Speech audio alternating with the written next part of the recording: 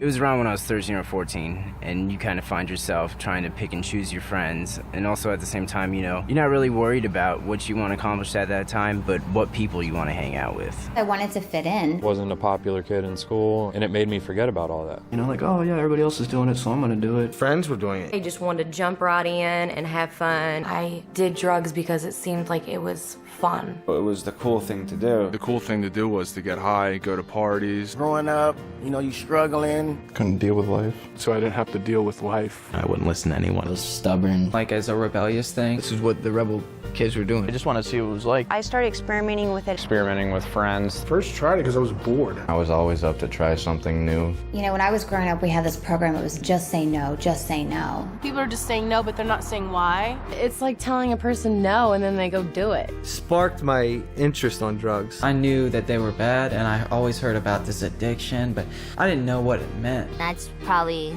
the #1 reason why I did drugs in the first place. I just didn't know.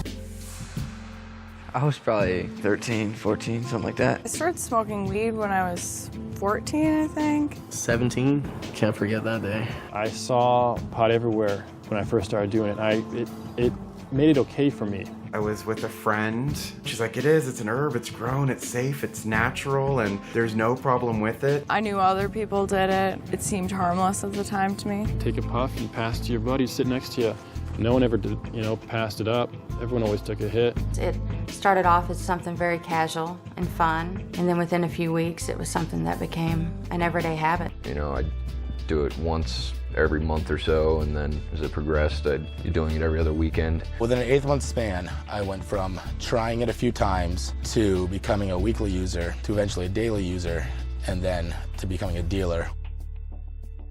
Once you start taking that stuff, like I said, you feel like a rock star. You feel invincible. You feel just nothing can touch you. You can make conversations, you're happy, but that's only for about a half hour. And I was pretty worried, was this really addictive? What would it do to you?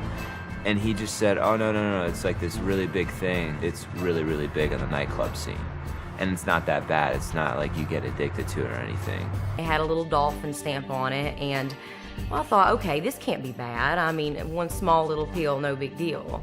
So me and a bunch of my girlfriends took it, and we were partying all night long, but then the next morning I didn't realize what it had done to me because I was so depressed. It just sucked like all the happiness out of me.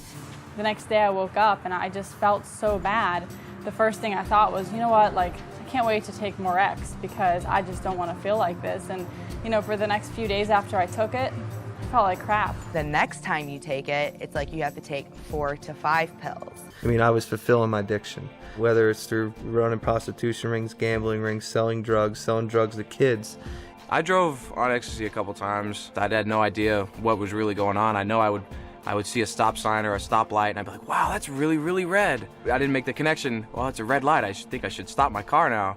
Driving under the influence of ecstasy, I didn't make those connections at all. Alcohol's just as bad, if not worse, than heroin or barbiturates or anything else. I don't know, if 60% of people go out to drink and get drunk, chances are that they're going to lead to something else, and they're going to end up on a downward spiral. Went and saw a friend, and she's like, what have you been doing? You look like a stick. I had spots in my head about this big of hair, like literally gone, like a baby's butt. I mean, you can tell when somebody's on meth, it definitely takes its toll on you physically. I started getting like more psychotic. Like my boyfriend and his friend would be talking, and I would swear that they were talking in code.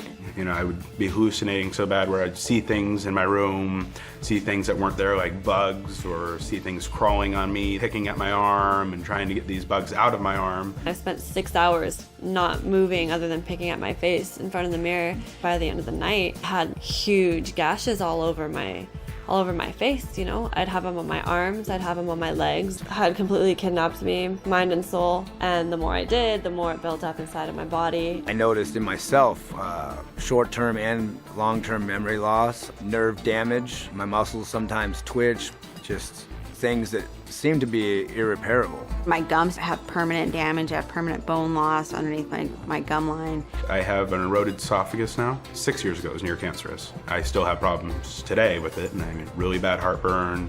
If I drink water, it can burn my throat. I got cut from here all the way down to below my bikini line. and they removed all my large intestines. Left me with 1 inch. I have tendinitis now. Well, I got hepatitis C from injecting drug use. You know, doing all that battery acid and muriatic acid and all that, it eats away not only at your teeth, but every bone, your eyes, it kills you.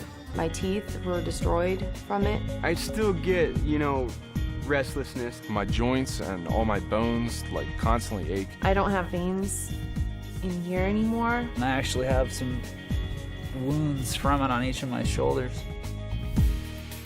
I mean, I remember hearing the don't do it, just say no. And I had no idea what the reality was. I remember when I was little, you got TV saying just say no. I'm like, okay, just say no, whatever. But nobody ever says this is gonna kill you. This is gonna take your life away. This is gonna make your family hate you. It's gonna make your girlfriend hate you. It's gonna make life a living hell. I probably would have listened to him. Would you steal from a friend? No. No, you wouldn't? Okay. This will make you do that. This will make you do that. I had goals, I had dreams, I had aspirations to do a lot.